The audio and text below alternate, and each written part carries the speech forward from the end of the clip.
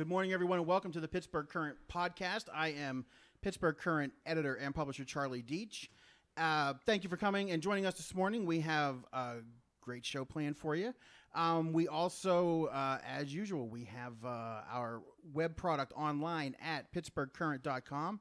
We've got remnants of our sex issues still left. If you haven't checked that out, check out our sex issue from February 5th. This week coming up, we're looking forward to another great issue will be out on the 19th.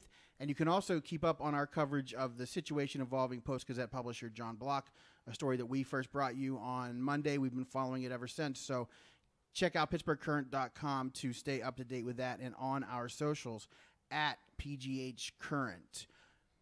Coming up in this week's issue, you're going to read a story about the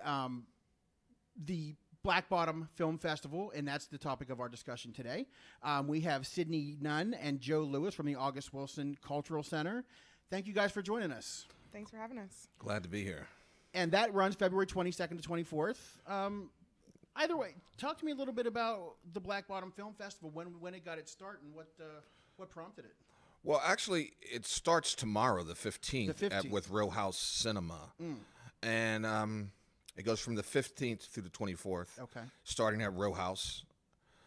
We start off with Hale County this evening, which is an Academy Award-nominated film. So it got started, the Black Bottom Film Festival got started because Janice Burley Wilson, the executive director and president of the August Wilson Cultural Center, wanted to have a film festival. I was working with her in another capacity in marketing and in design and production management, and she knew that I had a background in film and television. So we just thought it was a good idea to do. We wanted to incorporate the themes of August Wilson's plays, the Pittsburgh Cycle plays. What's the official term for it? Pittsburgh Cycle. Pittsburgh Cycle plays. I think. Now that you say that, it's either that or American Century Cycle. American Century Cycle, Pittsburgh Cycle, which 9 of the 10 plays take place in Pittsburgh, but the one that doesn't, Ma Rainey's Black Bottom, is set in Chicago. And we use that here, but it just made more sense. I mean, of all of August's plays, we thought that Black Bottom had a good ring to it. But it really deals with the themes of August Wilson's plays, and those themes are duty, honor, family, family conflict, spirituality, working class struggle, and race, of course. Right. So we use that as our sort of construct to bring films in, right? And we think those constructs are pretty universal, something everyone can relate to. And how is the festival going? You have quite a schedule this year. Plus, you've got some great workshops with great actors like Kim Coles coming in to do workshops for folks. How has the festival sort of evolved over the last few years? I think you can speak to the evolution a little bit more. Well, the first year we just had 3 days at the August Wilson Center. We brought in a famous director, or well, I wouldn't say famous, but a director that is renowned within the African American community because he got the first 3 multi-picture movie deal. His name was Michael Schultz. So from the very beginning, we've had a good sort of internal cultural sort of credibility, and that's what he gave us by bringing in Michael Schultz in the first year. And so then we felt that we needed to sort of expand the footprint here in Pittsburgh. So we collaborated with Pittsburgh filmmakers last year. They couldn't participate this year, but they're still helping us out. Right. And then we wanted to sort of have films at Real House and Pittsburgh filmmakers so we could spread the footprint and be a multifaceted, multi-screen film festival. Right. So, I mean, from that standpoint, we've always did about 15 to 20 movies, but now we're just sharing the love with everyone. Right. And are you? Has there been an effort to? I noticed that there is there's a section sort of on black horror films or African Americans' portrayals in horror films, that kind of thing. Is that something new, something different? Is that something that, because that's a really interesting topic, because again, we all hear the joke about, black people always die first. The first ones to go. I personally am really excited for horror noir because I think that with Jordan Peele's success of Get Out last year and his upcoming film Us, I think that black people really are getting their moment in horror right now. And so to kind of look at it in a wider lens of, historically, all the way from, black and white films when they were, dressing in blackface and killing the black person first. Still, I mean, I think it's pretty interesting about blacks in their role historically in horror films. So I think this documentary is going to be pretty cool. And also, we started out as the boogeyman. You know what I mean? I mean, if you go back to Birth of a Nation, sort of the subconscious of the black boogeyman as the black, ogre, the villain, the black ogre started all the way back then. So and we know how that permeates our culture now, from a subconscious. So so that it deals with that. It delves into that as well, sort of the historical aspect of how we are, the beast, black men anyway. So so that's the sort of underlying conversation that's being had. And it's not new. It just happens to be one of the movies that was in the pipeline this year. Every year, we're like, the first time we did Black Bottom, year one, we had a movie called Destination Planet Negro, which was a futuristic movie about started in the 1930s into the future. And we're always just looking for peculiar, quirky stuff. That's the whole point. And the guy who wrote that movie is currently he's got an Academy Award nomination for Black Klansman this year. He's a writer. His name is Kevin Wilmot. But he's also the director of Destination Planet Negro. So we're always looking for quirky, something new, something revealing, something interesting that is, hey man, I never thought about that. We want people to say, wow, okay, wow, that was deep. How much do you, when you're putting something like this together, are you mainly focusing on the positive strides, or how much do you sort of also try and educate where African Americans in film came from? I mean, how important is that, or is that another project for another time, or do you try and keep it more positive with this, or? Well, we do that. We show classics, because they've in the time that they came out, they didn't get as much exposure as they probably deserve. So this year we're doing The Wiz.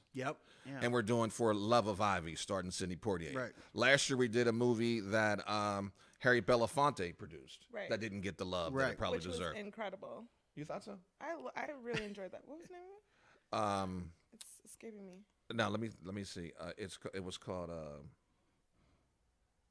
God, I forgot the name of it. At this quickly. At this exact moment, but it was really good. It was, Odds Against Tomorrow. Yes. Odds Against Tomorrow. It was kind of a weird. It was a weird. Odds Against Tomorrow is the name of it.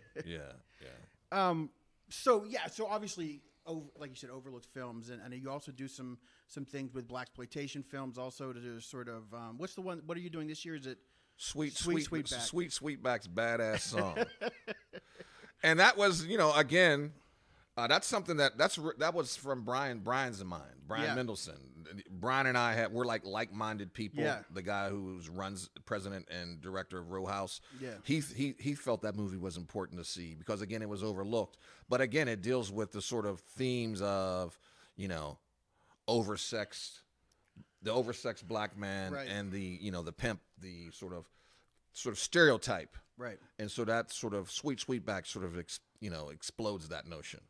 Joe, I don't want to make any assumptions about your age, but I assume that when these movies came out, you were obviously, it was a time in which you were aware of these movies when they came out. But I wasn't allowed to go to. Well, that's what I was going to ask. I was going to ask, what was the sort of attitude toward those from the African American community as opposed to, Oh, that's a good question because there was a serious, there's one vein of people was like, let's get some work. This is great. Black people in movies. And then there was a whole pushback by the NAACPs and the urban leagues of the world are saying that this is just not how we want to portray ourselves, as we try to sort of integrate and assimilate into main culture. So that was the pushback. That was the push and pull that sort of led to the movie business pulling away from black movies in the 70s, and then not until Spike Lee and what he was doing, it was sort of like, oh, black movies started with Spike Lee. It really didn't. Right. It really did not. But I think that kind of dynamic of black people wanting to be taken seriously by Hollywood standards still exists today. I mean, we can talk about Tyler Perry and the type of films that he does by comparison to Spike Lee or other directors, other black directors that are doing different things. So I think that polarity still exists where some black actors are like, I don't want to do this thing where I'm like running around chasing after some guy or whatever, just being like very stereotypical. Yeah. And then I want to be taken more seriously. I want to be doing Mahershala Ali roles, and I want to be on a different level or taken seriously by these standards that are really arbitrary, but it is what it is. So I think that that's something that also makes this film festival that much more relevant, because these things are still occurring in today's times, regardless of the fact that this movie was made in the 70s. It's like still relevant. And then, the funny thing is that Tyler Perry's laughing all the way to the bank. Oh, absolutely. And a lot of his actors are working. And you have to think about that too. It's like he's employing all of his crew, all of his production, all of his editing, like all these people are black. So that's great. That is really good. But at what cost? Right. That's what I wanted to ask. What is sort of and I've read different things, again, just like the blaxploitation films we talked about. You hear there are a lot of different opinions on what Tyler Perry does and the kinds of movies he makes with the Medea movies and so forth. So what is sort of is it? I think it's a matter of choice. I mean, I probably maybe have seen one or two Tyler Perry movies in my life, but I don't have any sort of animus towards him. Sure. I don't feel like he's taken up space or anything like that. I feel that, if he can do what he wants to do, and I mean, do we hold say the people who do Arnold Schwarzenegger movies or John Wick movies or I mean what's the cultural relevance of those movies? Right. Other Yeah. I mean, why do we hold why do we hold them why do we have to hold ourselves to these high standards? Right. So I don't have a problem with Tyler Perry. I just not interested in some of the movies. Just I don't want to see a 6'8" cross-dressing dude acting like a woman. I just can't. I can't. At least not more than once. Yeah, I can't. Not more than believability. A movie has to have some verisimilitude for me. So if I can't, I just can't get past that. You know what I mean? Yeah. But if people love it, I'm cool with it. How influential were films like Robert Townsend's Hollywood Shuffle and Spike Lee's Bamboozled? How influential were those in sort of opening up? And again, because I talked a little before we came in the air, I talked a little bit, and we can talk about it a little now or later. I talked to Cydney about the fact her father is the late Bill Nunn, great actor, one of my favorite actors of all times. In fact, I got goosebumps just thinking. I mean, I'm serious. I'm a mark for Bill Nunn. I really am. And when he passed, I wrote a piece about how as a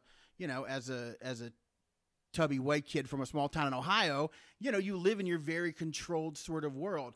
And when I was in high school and I saw Do the Right Thing, and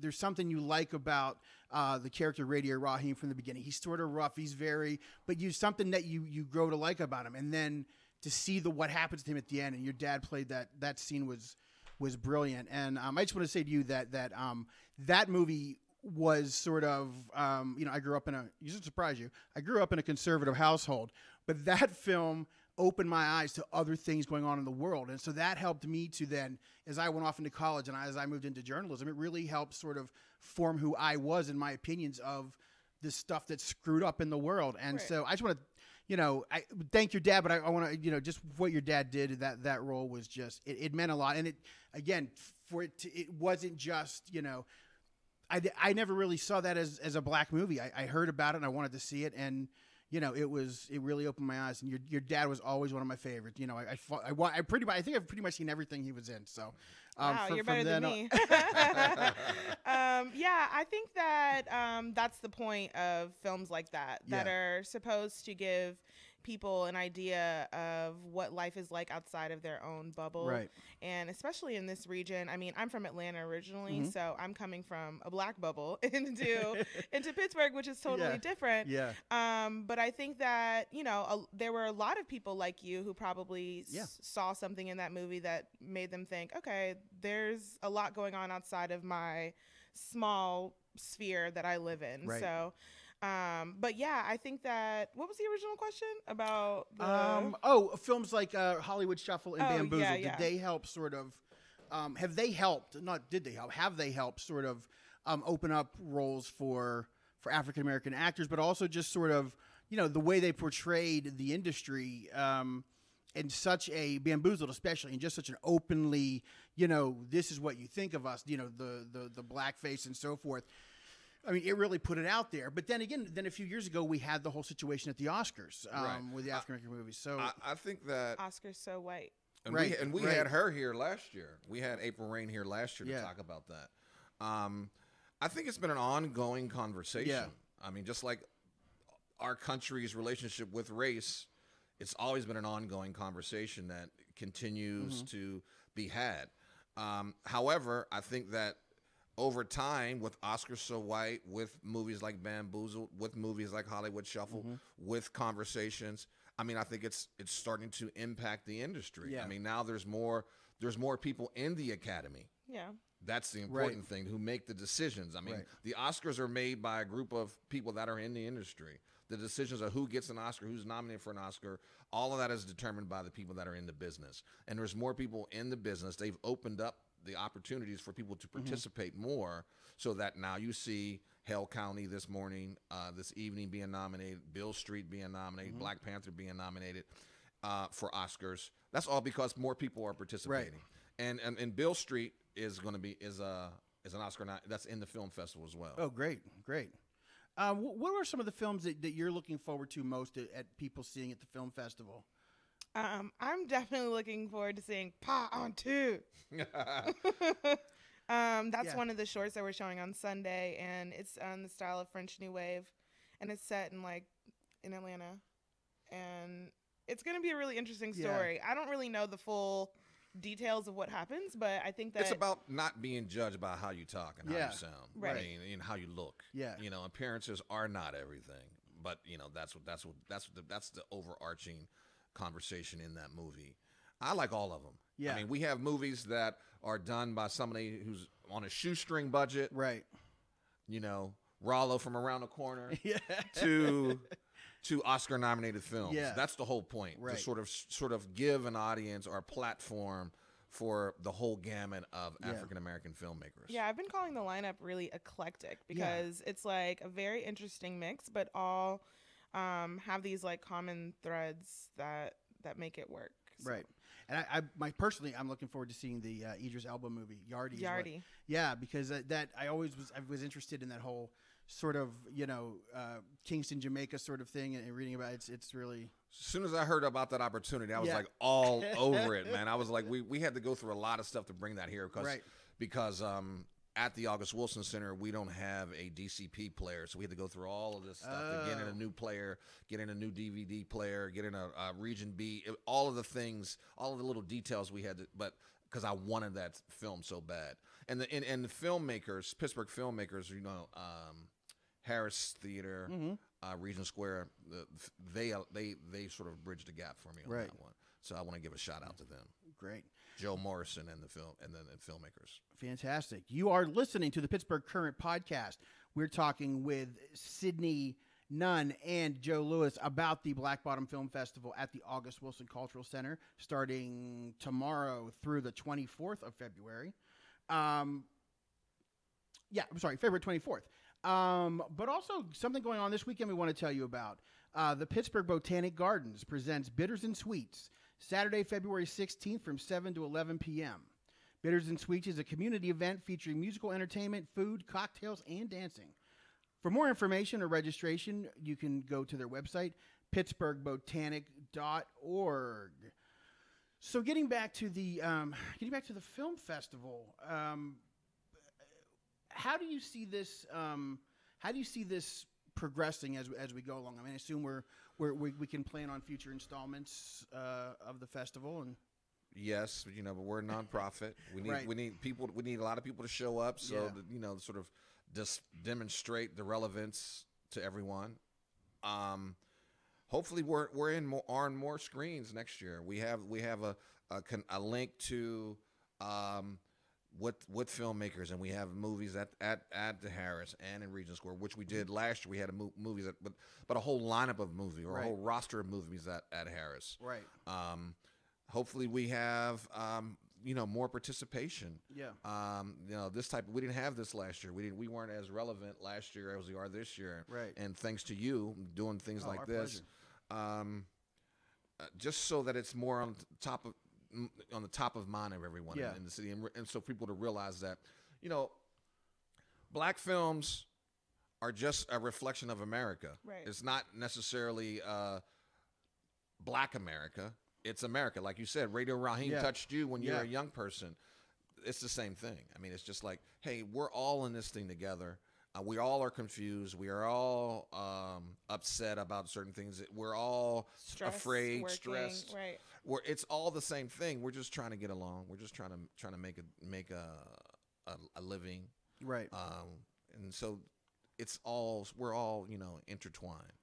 So if people realize that, they'll come to the movies and say, I just want to see a good movie. How important do you think it is stretching out to the row house? You're kind of moving out into Lawrenceville for part of the festival, which I think is a great idea, kind of bringing it from downtown centric out into some of the other neighborhoods. What was the thought behind that? Was it just to get that situation, or to get that theater involved, or was it the idea of you did want to sort of stretch out a little bit? I think the idea was definitely to expand our scope and reach of the festival, but I think that Lawrenceville is a very unique neighborhood, and I think that that community is an audience that we definitely want to reach and get to know. And Row House is super cute, right in the middle of Lawrenceville, and a lot of foot traffic goes by there, and it's just an opportunity for people who may have seen a poster about the August Wilson Cultural Center, but it was for a show that they weren't interested in, for them to see, oh, they're doing other things aside from jazz concerts or, poetry slams and stuff like that. So I think that it was an opportunity for us to touch a new audience that hasn't been to the August Wilson Cultural Center at all.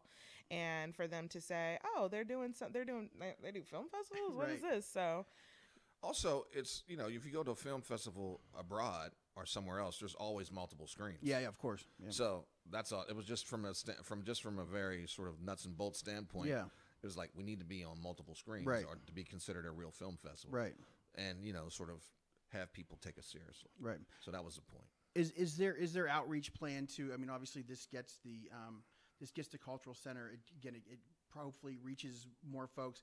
Are there plans through this to sort of do outreach, to sort of also do some education about what the center offers as well? Oh yeah, absolutely. Yeah, any of our staff are walking calendars of everything that's going on. We're constantly sharing with people what else we have to offer, because we do have such a robust programming lineup throughout the entire year. So there's certainly something for everyone: visual arts, performing arts, music, dance, the whole gamut. Yeah. So from Gregory Porter, I mean, you guys have had a really great string, I think, of the last month or so, and then even the end of last year. But the program you guys are putting on has just been great. I mean, there's I know that thank you advertising, but we were able to feature. I mean, you guys seem like you've got a top event coming every week, and so I think that's really great. And again, it allows people to see something they might not be able to see, or people who, fans of someone like Gregory Porter, gives them a chance to see him without, having to travel somewhere else. So I think that you guys are really filling a void that's very important, I think. Yeah, we're definitely trying. And with Janice Burley Wilson, she's been the president and CEO for the past year and a half or almost 2 years. And she's turned it on its head. She's definitely changing things up and really trying to make this a place that everyone in Pittsburgh and the region and hopefully other states and across the nation, internationally, have a place that they can come to and enjoy all types of art under the namesake of August Wilson. And how can people get information, about tickets and show times? So all information, full schedule with times, details about all the films, little synopsis, the workshops with Kim Coles, as we mentioned, youth improv workshop with Arcade Theater, and Gerard Brown is doing a screenwriting workshop. All that information is on our website, aacc-awc.org. It's all there. You can purchase tickets to Row House Movies. You can purchase tickets to our weekend pass, day pass in our building. So make sure you check out the website. Absolutely. Just as we sort of wind down here, let's talk a little bit about the workshops. You've done some workshops in the past. Talk a little bit about specifically some of we mentioned Kim Coles. Talk a little bit about some of the offerings and who you hope takes advantage of these. We've been doing workshops from the very beginning. Yeah. The first year we had Steve Cooten, who's a professor at Point Park, do the writing workshop. We brought Gerard Brown. Gerard Brown is a accomplished screenwriter. He wrote the screenplay Juice. Yeah. That movie Absolutely. with You got the juice now. yeah, right, with Tupac Shakur. Kim Coles, of course, she's an actress, comedian. This year we wanted to change it a little bit and not just be so straightforward with acting per se, but do improv and comedy and things like that that she can incorporate because she's a working comedian, and she's a celebrity. So we just felt like people would just have a more of a connection to someone that they've grown familiar with over time. And people love the opportunity to get up and close with someone who's actually in the business. Right. So having that opportunity to be in like an intimate setting with someone that you've probably watched on TV for a decade or whatever is really unique. And I think that for the price of a weekend pass, I mean, you're really getting an incredible weekend for $55. That's great. And I don't want to leave out, we also have a game. We have a game show. Yes. Oh, yeah. Show. Tell us a little bit about that. I saw that. Where it's called That Should Have Won an Oscar. And it is purely emotional, but we're just trying to see if people can, know that trivia, that cinema trivia. So I don't know how it's going to play out. Right. Honestly, I haven't. I think it's going to get quite rowdy. I probably will, but we're partnering with Boom Concepts. Yeah. They're friends of ours as well. So we're just trying to sort of make it all fun. We don't want to just be all about being real serious. Sure. It's about having some fun. Absolutely. And enjoying movies. Right. That's what I was going to say about Kim Coles. It's funny how many people I talk to. I mean, I work with a lot of younger kids, of course, but that aren't aware of In Living Color. And if you want to get a little bit of like a peek into Kim Coles, just YouTube her in In Living Color, and she has some great character work in there, and she's really, really funny. But that show in itself was just a great show. And we're also doing a sort of segment with Terrence Nance. Terrence Nance is the gentleman who produces Random Acts of Flyness on HBO, which is really an extension of In Living Color, which is, In Living Color is sketch comedy. Right. Random Acts of Flyness is sketch cinema verite. Yeah. You know what I mean? So, he strings a a stream of consciousness around issues and comedy and things that are very serious. So we're going to have a Skype session with him, and we're going to show 2 of his work as well on Saturday. Wow. So you bring up. Just fine. I'm going to put you guys on the spot, and I know everyone should go out and they should buy the pass. They should go see every film. But if you have someone who only has time to see one film in the festival, what would you pick? Why? I'm most excited about Yardie. Yeah, because I just love crime drama. Me too, I'm just that I love heist movies, crime movies. Yeah. That's just my personal favorite. I think that and my other favorite is a classic, For Love of Ivy. Yeah, which is also sort of it sort of turns the whole notion of stereotypes and things on its ear. Right. It features Sidney Poitier and Abby Lincoln. That's going to be on Sunday afternoon. That's just a movie. When I saw it, in my 40s, I hadn't even heard about it. Right. And when I saw it, I was like, wow, this is super clever. Yeah. So those are my two favorites, I think. My one that I'm really excited about is horror noir. I'm definitely excited to kind of learn more and kind of dive deep into the history of Black people in horror. And I know my boss would say The Wiz. She is so excited for The Wiz. It's the 40th anniversary of The Wiz. And it's also Diana Ross's diamond year. She's 75 this year. So, and then the fact that we're offering children under 13 to come for free, I think that there are a lot of kids who have never seen this movie, and they may or may not have even seen The Wizard of Oz at this point. Right. So I think that is a fun thing for families to come out and do, and just be nostalgic and sing along and all that good stuff. And one last thing. Yeah, and then it's Friday. We have a Pittsburgh feature. We have a movie that's done. We always bring in a filmmaker from Pittsburgh to kick off the festival that Friday night. And this year we have Alicia Wormsley's piece called Children of Nunn. Right. So I think that's important. We always want to have a Pittsburgher getting a platform. If it's a 5-minute film or a full-length feature, we want to give them an opportunity to have a platform on the big screen. And then one last thing for sort of the hip hop heads, the culture. We have Rock Rubber 45s, which is a documentary about Babito Garcia, which is, he sort of brought on the advent of sneaker culture. He wrote the first article about sneakers and sneaker culture and hip hop, and the relationship between hip hop and basketball and sneakers. So that's going to be Friday night as well. So we're just going to kick it off with a party. We're going to have a party that Friday night with DJ Selecta. So it'll be fun. Yeah, so what we're saying is you can't just pick one movie. Go out and see multiple films. I agree. They're definitely you can't ask the curator to pick one thing. Yeah. It's not good. I know. No, that's great. And that's what it's just there's too much to try and even say, if you're a fan of blank, go see blank, because there's something for everybody in this film festival. Absolutely. I appreciate that. And so I think that everyone needs to go out and check out the Black Bottom Film Festival running through February 24th. Go online. Cydney, I'll ask you for the web address again. AACC-awc.org. You can get your tickets. You can check your schedule and find something. And again, don't forget this weekend, Pittsburgh Botanic Garden presents Bitters and Sweets. Saturday, February 16th from 7 to 11 p.m. Bitters and Sweets is a community event featuring musical entertainment, food, cocktails, and dancing. More information on registration available at pittsburghbotanic.org. Thank you, Cydney. Thank you, Joe, for coming. I really appreciate it. It's been a lot of fun talking film with you.